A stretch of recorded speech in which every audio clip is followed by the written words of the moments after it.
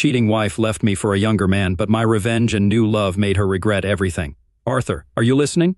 You just need to sign the papers, and we're finished. My wife, Annie, whom I've been married to for over 25 years, was speaking to me.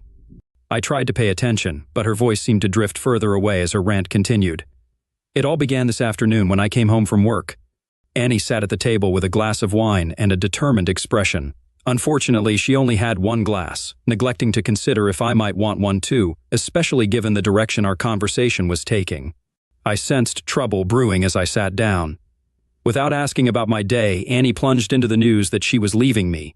She claimed to have found her soulmate, someone who made her happier than I ever did, rendering me no longer adequate. Despite her escalating volume, her words became increasingly distant to me. Our story followed a familiar pattern. We met in high school, stayed together, and welcomed our daughter Sally shortly after getting married. While she wasn't the primary reason we tied the knot, she was always part of the plan. Presently, we both held steady jobs, lived comfortably, and had managed to pay off our house with some savings to boot. We frequently professed our love, took family vacations, and though our physical closeness had waned over time, we still found moments of intimacy. I believed our love ran deep, and we were destined to grow old together, until this afternoon. Annie's rant continued, her face reddening with each passing moment. Arthur, look at me. It became increasingly difficult to focus, but I turned towards her. You need to sign these papers, she pointed adamantly at the documents before me. Her tone was demanding, yet I struggled to maintain concentration. It felt as though the room's brightness and color were fading, despite the kitchen lights being on. Internally, I was fraught with emotion, but externally, my body remained unresponsive. The longer I stayed silent, the angrier Annie grew. The last thing I remember is her slap.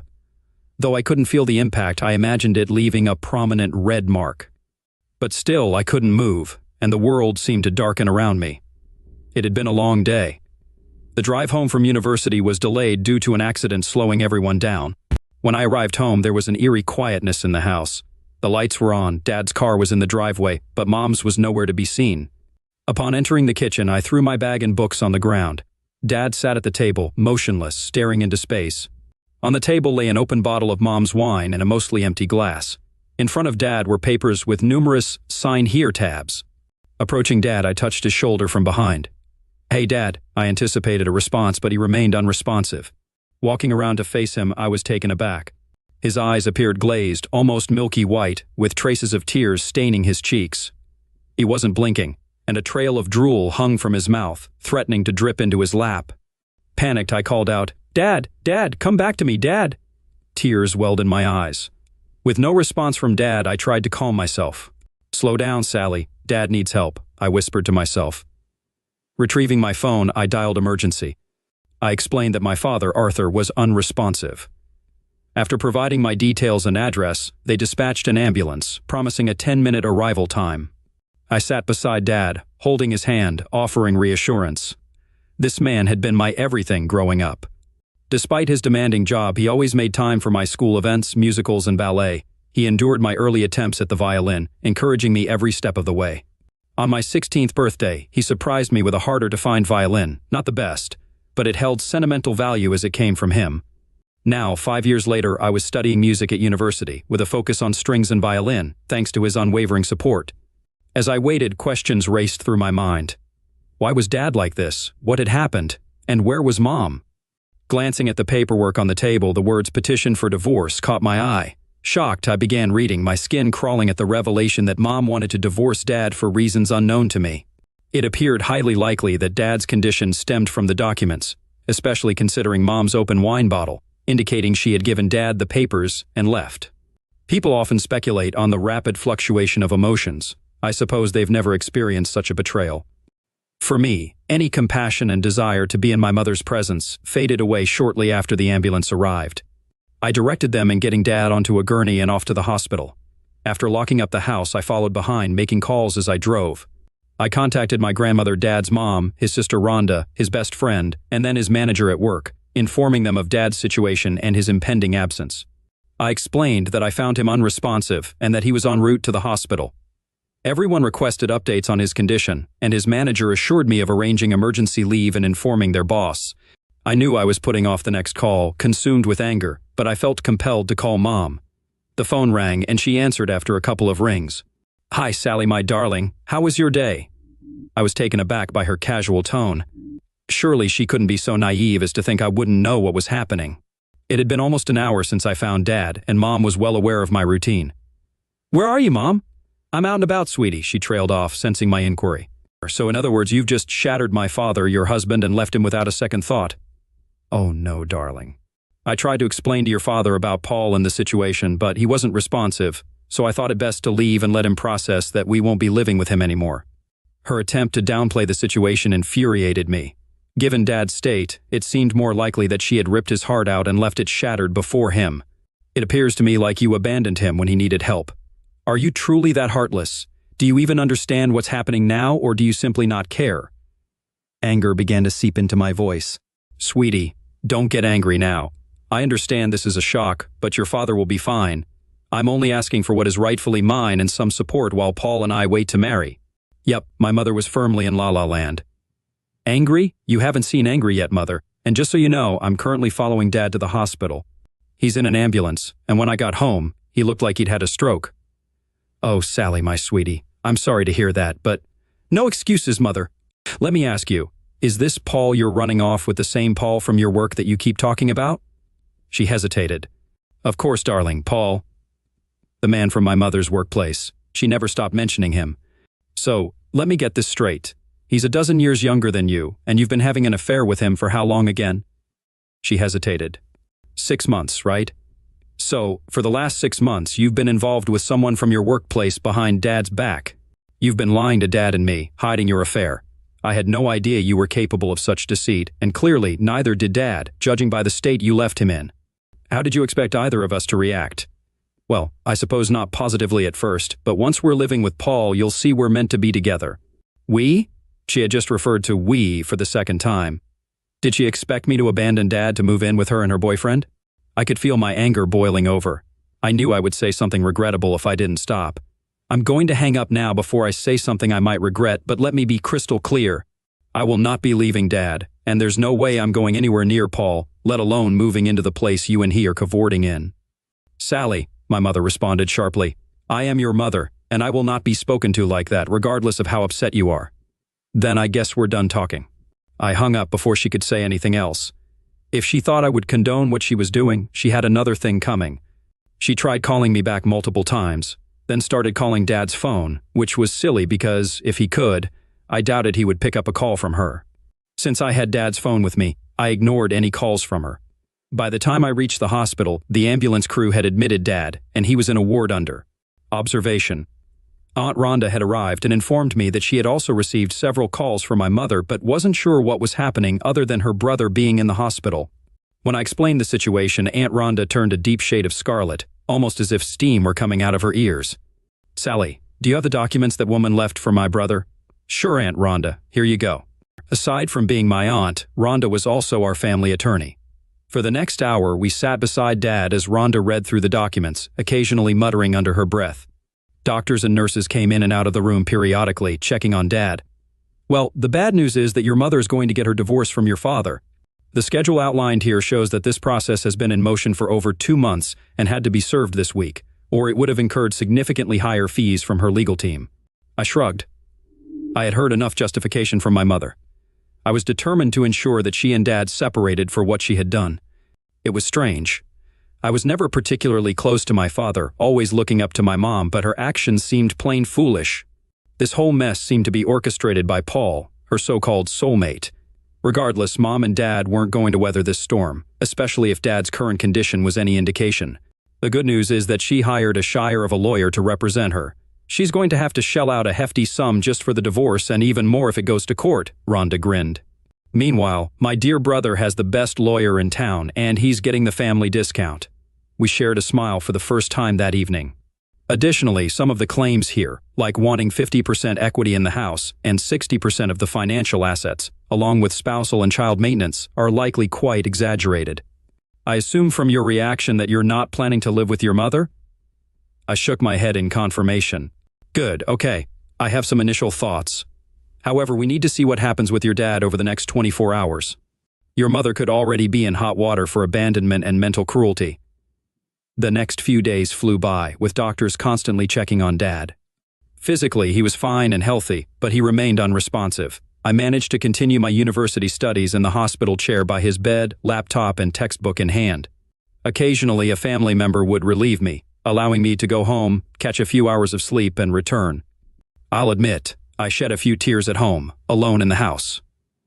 One of the most surprising moments during Dad's hospital stay was when Tina Williams, the owner of the company where Dad worked, paid him a visit. While I knew Dad's manager, Tom, I had never met Tina herself. Tina was a striking woman, curvaceous without being overweight, with tan skin, dark, raven hair, and mesmerizing blue eyes that could make any person, male or female, swoon. As it turned out, Dad had been part of a group at his workplace that had supported Tina a few years back during her messy divorce. Her unfaithful ex-husband had attempted to claim a significant portion of their savings and nearly succeeded in taking half of her business. Dad had introduced her to Aunt Rhonda, who had successfully protected Tina's assets, ensuring she didn't lose any business shares and securing child support for her then 6-year-old daughter. Tina visited Dad several times, expressing shock when I briefed her on the general summary of why he was hospitalized. She brought cards from everyone at Dad's workplace and spent time holding his hand, sharing stories from the office. It turned out Dad had a knack for humor in the workplace, and his absence was deeply felt by his colleagues. I should mention that Dad is an accountant by profession, working for one of the financial clearinghouses that assist banks in processing payments to financial institutions. While the work may be tedious, Dad apparently brightened up the workday for everyone with his humor and presence. About 2 weeks later, I returned from a shower and a nap at home to find Rhonda and Tina in the midst of a conversation. Although it seemed a bit heated, their frustration was aimed at my mother rather than each other. It turned out that my mother had sent a demand letter to Tina, requesting access to all of Dad's bonuses from the past few years. It didn't matter that the bonuses had already been paid out, Rhonda remarked, sporting an exploitative grin. The letter demanded that she receive 50% of them within 30 days into a designated bank account, or she would pursue legal action against Tina. Besides the absurdity of her claim for money already dispersed, it seems like she and her new partner are in dire financial straits since I've frozen all the joint assets while Arthur is incapacitated. I chuckled, making my presence known. Yes, this morning, I received my first communication from Mom in 2 weeks, a text message asking if I could lend her a few thousand. I haven't responded because I'm still pretty upset with her. I mean, she hasn't even asked about Dad since I told her what she did to him. Over the past couple of weeks, Tina had become fiercely protective of my dad. Whenever my mother was brought up, Tina's eyes narrowed, her voice dropping in pitch, indicating her deep disdain for Annie. It was as if I could see sparks flickering around her smoldering eyes. I just hoped she never had to be in the same room with my mother, otherwise I feared she might incinerate her on the spot. Despite my current feelings toward my mother, she was still my mother. She has destroyed the most wonderful man, Sally. If it weren't for your father, I wouldn't have my Clarice or my business. So many people in the office helped me during one of the lowest points in my life, but your father took the time to listen to me. He never judged my ex-husband or me. He just let me talk. No one has ever done that without offering an opinion. He introduced me to your aunt here, ensuring I was taken care of. If he were single, I would have pursued him with everything I had after my divorce. I shrugged to let a smile grace my face. He won't be married much longer. Their faces registered realization, and Rhonda giggled while Tina smiled. Thanks, Sally, I needed that. I still can't believe what your mother has done to him, or that she discarded such an amazing man. I need to head back to the office, but before I do, Tina walked over to my dad, and as Rhonda and I watched, she bent down and gave him a tender but sincere kiss on the lips. She looked up at us and smiled. However, her smile quickly turned into shock when my dad emitted a groan. As I gradually woke up, I sensed soft lips on mine, just the right amount of pressure, conveying a gentle and tender affection I hadn't felt in a long time. The hospital room's beeping and my groans reminded me of my surroundings. Anticipating Annie's presence as I opened my eyes after that affectionate kiss, I was surprised to find Tina standing there with a smile on her face. Tina, approaching from the other side of the bed, Sally and Rhonda joined us. "It's okay, Daddy. You're going to be okay," Sally said. As my memories caught up with me, I realized Annie was leaving me, or had already left. What happened? Over the next few minutes, the three of them filled me in on how Sally had found me unresponsive, called an ambulance, and discovered the divorce papers, revealing Annie's months-long infidelity. I learned how Annie had threatened Tina once Rhonda froze our finances until they could determine my condition.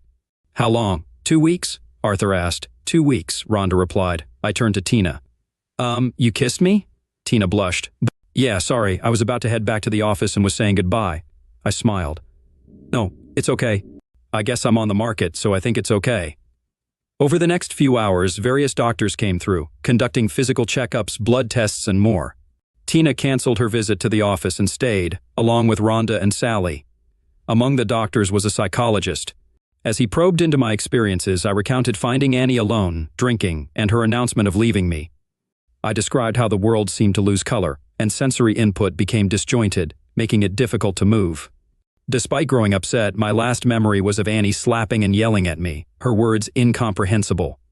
The girls collectively gasped at the revelation of Annie's aggression while I was unable to respond. Dad, what time do you think it was when you became unresponsive? I'd say it was around 5:30, baby. Or why? Because it was past 7:30 when I got home and found you, and there was no red mark on your cheek. So I assume Mom must have left you there alone for quite some time. The psychologist interjected. It's not uncommon for someone in your situation to experience misuse while unresponsive. In your case, I'd say you went into shock upon hearing your wife's declaration of leaving you. Although this is a much more extreme case than usual, it does make sense. Rhonda added, when Arthur was young, there was a bully a few years older than him. He teased Arthur quite a bit, and one day a neighborhood parent found Arthur lying on the ground in a local park. Our parents put him to bed and he woke up the next morning. It wasn't overthought as he woke up regularly the next day, but it did happen. I remember Billy pushing me around and teasing me in the park. After a while, I didn't know what happened, but when I woke up, Mom and Dad told me I had passed out and someone brought me home. When I told them about Billy, they spoke to his parents. The next day, Billy came up to me at school and apologized. I chuckled at the memory. I don't think he was sincere, but he never bothered me again after that day. I believe we may have a precedent here, the psychologist mentioned. In many ways, the mind remains poorly understood. However, if something similar has occurred before, it's plausible it could happen again. I frowned. He reassured, I wouldn't worry too much. With the love and attention of these three lovely ladies, even if something were to happen again, I believe you will be well taken care of. We conversed for a few more minutes before he excused himself. I also found myself fatigued, which might seem odd for someone who had just slept for the past 2 weeks, but I was. So I sent all three girls home to rest and informed them they could visit me tomorrow to ensure I was all right. Over the next 2 days, I eased back into life. Tina brought me a work laptop and a few simple tasks to complete, with instructions to only do them if I felt bored. Rhonda visited primarily to review her revised divorce documents and to have me sign some papers so she could proceed with ending my marriage to Annie. Rhonda also brought along a young detective, Karen Hill. Detective Hill conducted an hour-long interview with me regarding my experience that night with Annie. She thanked me and informed Rhonda and me that her report would be ready in a few days. I wasn't certain if we were planning to file a complaint against Annie eventually. However, Rhonda instructed me to leave everything to her, kissed me on the forehead, and departed. On the second afternoon, after waking up from what Sally dubbed my checkout, I was discharged to return home. Sally accompanied me, and I was surprised to find Tina waiting at the door. She assisted Sally in guiding me to her large suburban SUV. Tina stayed for dinner that night. We opted for takeout and she pitched in to clean up before, staying to watch TV with us for a couple of hours. When she left, Sally hugged her and made sure I walked her to her car. Tina, thank you so much for everything you've done these past few weeks. I don't know how I can repay you. Well, in a few weeks, when you're feeling back on your game, you can take me out for dinner and dancing. I blushed. Here I was, just an afternoon out of the hospital, and the woman whose kiss had awakened me was asking me out. But she was attractive, and according to Annie, I was to be a single man again. Okay, next Friday night after work. That gives me almost 2 weeks to get myself back to normal. She nodded and gave me a warm hug. It lingered a little longer, and I sensed a deeper meaning. As she got into her car, I found it amusing that, for a moment, I wondered about the name of the woman I had been married to for almost 25 years. For the next few days, Sally, Rhonda, and Tina hovered around me, ensuring I was all right. It was comforting to be cared for in such a way. However, the news Rhonda brought me that Friday afternoon caught all of us a little off guard. This afternoon, Annie got arrested, she announced. What happened? I inquired. Well, after your statement to the police at the hospital, they issued an arrest warrant for Annie on grounds of mental cruelty to a person with a disability. This is because you were mentally disabled and unable to defend yourself at the time. Also, she left you unattended for an unspecified period, which adds to her troubles, she explained. What does this mean for the divorce? Tina, who had joined us again for dinner, asked that evening. She had her 8-year-old daughter, Clarice, with her, who was watching a Disney movie in the lounge room while we conversed. First, with Monday marking my return to work, Tina would see me then. However, I was starting to grasp that she was seeking more than just an efficient number cruncher in the office. I found myself not objecting to the idea of Tina and picturing her, contemplating what lay beneath those nicely fitting clothes she wore whenever she visited, I thought. Rhonda grinned. It's likely going to tilt a few things in Arthur's favor. I'm advocating for a 50-50th split of the bank accounts in the house. I know we could aim for more, given the circumstances, but reckon Arthur would want to be fair. I nodded. Annie won't be able to touch any of the bonus money she tried to extract from you, Tina continued. I filed a case against her for extortion alongside the mental cruelty charge. It won't do much except prevent her from accessing what isn't rightfully hers. She'll probably be out in a couple of days, none the worse for wear, and likely back with her wretched soulmate. What I aim to do is expedite the divorce using Arthur's hospitalization and recovery as a pretext. Then, depending on her reaction, I have plans in motion. I'll ensure Arthur doesn't lose anything he shouldn't, she said, smiling. So, how long will the divorce take, Aunt Rhonda? Sally inquired. Assuming everything goes smoothly, it should take around 3 months. After that, if Annie decides to contest anything, I'll bring in reinforcements, which will prolong the process but inflict more damage on her, Rhonda explained. That evening, as I escorted Tina to her car, Sally assisted Clarice into the back seat of the large Suburban. Tina embraced me once again and surprised me with a quick kiss, reminiscent of the other day. Arthur, I know you're married, and you're a man of honor, so I won't rush things. But I want to lay claim to you now and let you know that I desire you. I've wanted you for a long time, of course, but I'd never pursue a married man or disrespect someone's marital vows. I've experienced that myself, and I wouldn't want to inflict that on someone else, even if their marriage is in trouble, Tina expressed sincerely. For a moment, I gazed into her deep blue eyes, brushed a strand of her dark hair from her face, and then leaned in to kiss her. Instead of a tender kiss, it became one filled with passion, lasting perhaps 30 seconds. I sensed the mutual connection between us. When I pulled back, Tina's eyes were closed, and she ran her tongue over her lips, savoring our kiss. I grinned. Consider that my acknowledgement of your claim. We glanced at the girls, both of them giggling at our kiss. Clarice was clapping, and Sally sported a huge grin. As Tina and Clarice drove off, Sally hugged me, and we waved goodbye. The following months were quite a ride. On one hand, Annie wanted a speedy divorce, but on the other, she wasn't content with the settlement. It seemed Paul was calling the shots, convincing her she deserved the lion's share of the assets. He was feeding her lies, and deep down, she must have realized it after so many years of marriage. As her settlement demands grew more absurd, Rhonda had a single conversation with Annie's lawyer, and whatever was said put an end to all objections overnight. Tina and I went on dates every Friday night while Sally began babysitting Clarice, picking her up from school and looking after her, giving Tina and me time for dinner, coffee, and entertainment.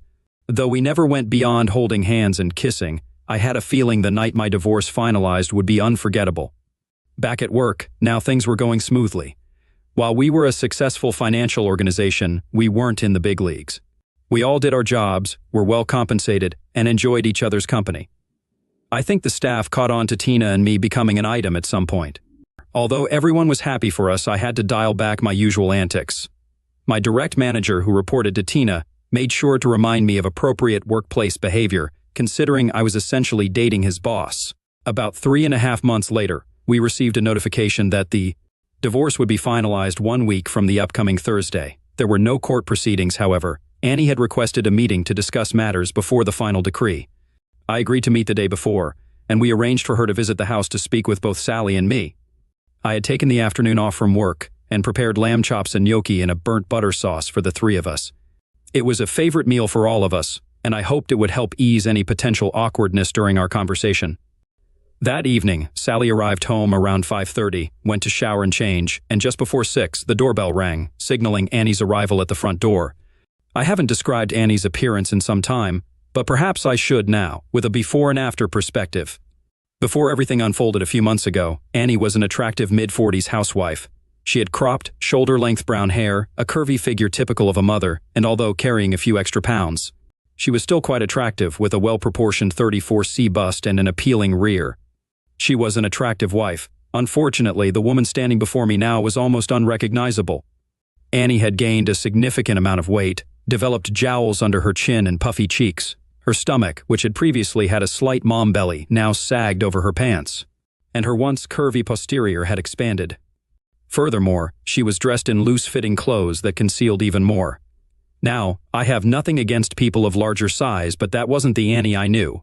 I think my surprise at her physical transformation was evident on my face, although Annie made no comment about it, merely grimacing in response. Hello, Annie. Please come in," I greeted. As we entered the kitchen, I offered her a glass of wine, which she accepted, and we engaged in small talk for a few minutes. She inquired about work and my well-being while I skipped the inquiry about her health. "It's what Paul wants. He didn't like how thin I was, so we've been working on bulking me up," she addressed the unspoken question.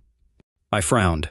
For over 25 years, I had cherished this woman. Despite her actions, a lingering concern for her health remained, albeit greatly diminished. "You don't approve, do you?" She looked at me. "No, Annie, I don't. When we were together, you were a healthy size, but I'll be honest, I'm taken aback by your appearance. You don't seem well, and if I weren't so hurt by what you did, I'd be more concerned about your health and try to help," I expressed. "But you don't care, do you?" Her expression fell. "You and Sally, you're happy and healthy without me here." "Well, there's a part of me that cares, but when you walked out of here and practically left me for dead."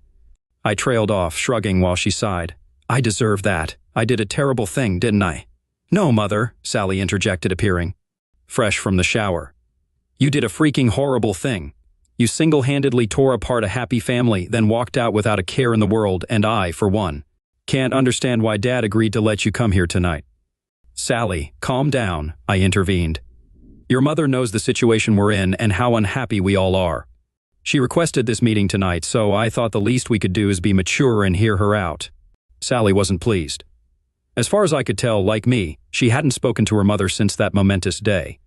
The way my daughter was glaring at her mother, this situation wouldn't end well for anyone. It was time to steer the conversation elsewhere.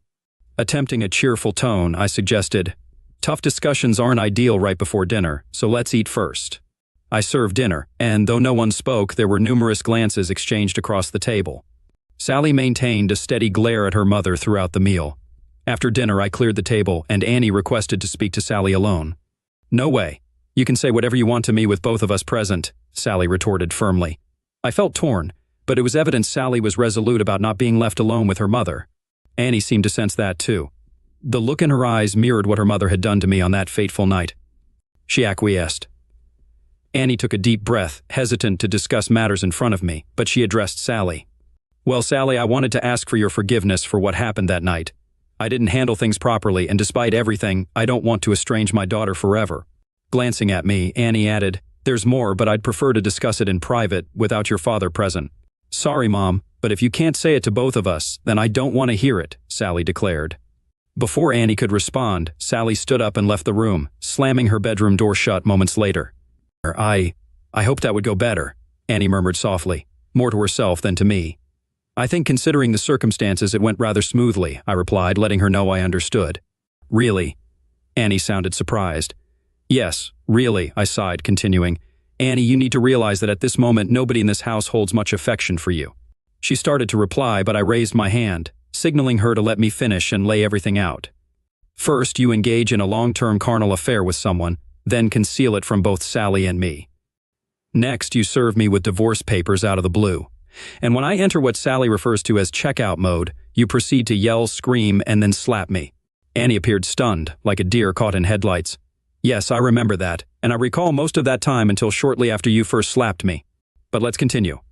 At some point, you abandoned me when I was unresponsive, leaving me there until Sally arrived home and discovered me in the same state," I recounted. Annie's expression turned to panic. "When Sally calls you, you show no concern for me, despite your daughter being visibly distressed about her father.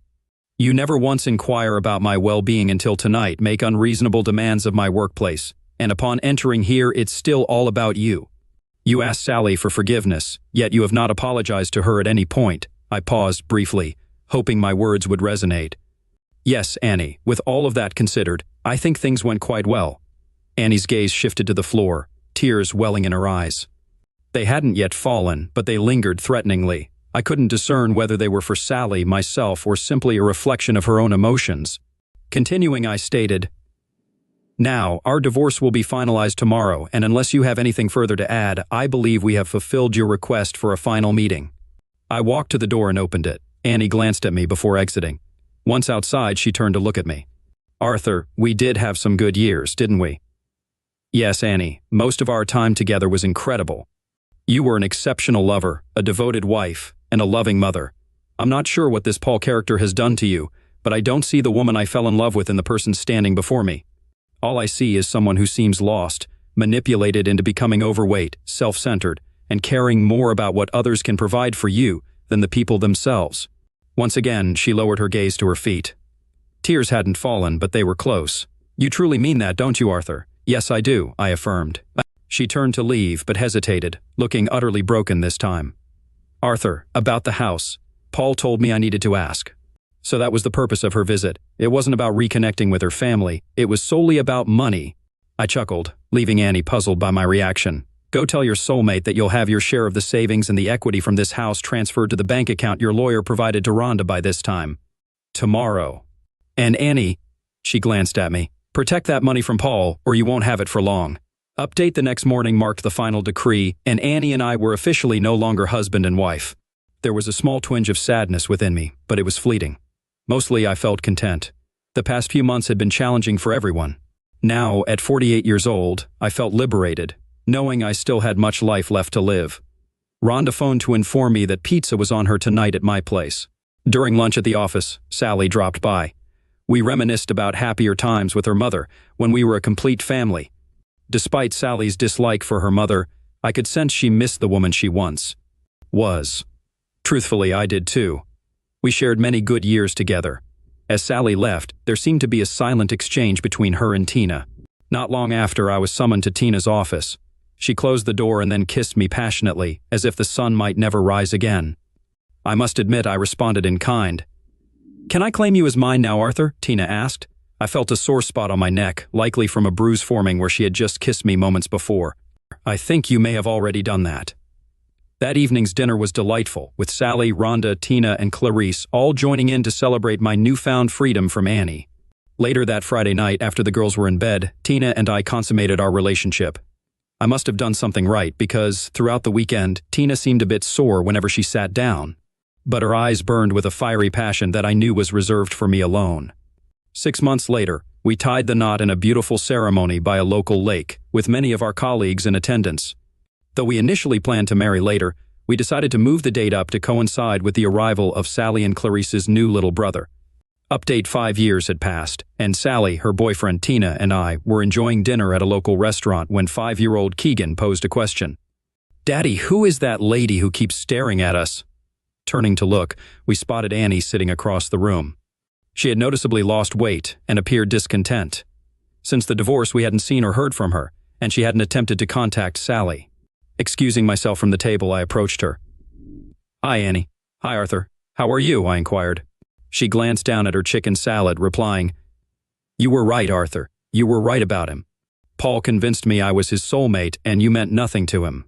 But when I did receive the money up front, he persuaded me to gain weight because he loved me and preferred overweight women. After receiving the divorce settlement, you advised me not to give it to him, but I didn't listen. He squandered it in 6 months and then abandoned me. Though I was still upset with her, her story lacked the happy ending mine had. Since then, I've spent every moment trying to rebuild the confidence he shattered and reclaim some semblance of my former self, she confessed, holding back tears as she looked at me. After all these years, that look resembled the Annie I once knew. Arthur, I am so sorry. I treated you horribly. I did it because I believed Paul knew things you didn't. I abandoned the man who truly loved me, leaving you unresponsive, and… She paused, gripping the table's edge. You could have died because of my actions. I know you can never forgive me, but I want to apologize. Tears streamed openly down her face.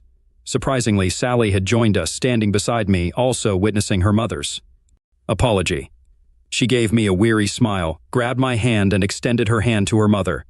Seeing Sally and then witnessing her extending her hand, Annie panicked, attempting to leave, but Sally blocked her path. Mom, stop. You don't need to leave, Sally asserted, sliding into the booth next to Annie. Sally and I joined her. I glanced at Tina, who nodded in agreement. For the next hour, mother and daughter conversed. There were many tears shed, but for once, they were healing, not hurtful. Once they caught up, Sally and I reintroduced Annie to everyone else. Annie seemed a bit unsettled when introduced to Keegan as Auntie Annie. Following that day, we gradually welcomed Annie back into our lives. Sally and her mother reconnected slowly, meeting for coffee every week or two. Trust developed gradually between them, but eventually solidified. When Sally got married, Annie had the opportunity to play the role of mother of the bride. Tina occasionally invited Annie over for dinner at our house. Initially, I suspected it was to spite Annie for what she had lost and Tina had gained by marrying me. However, while they never became close friends, Tina and Annie developed an odd sort of friendship that I never quite understood. Rhonda never forgave Annie for the injury she inflicted on me, although she remained polite when they encountered each other. With Tina's approval, Annie and I engaged in some post-marriage counseling. We addressed many of the issues from our past spanning over 5 years ago.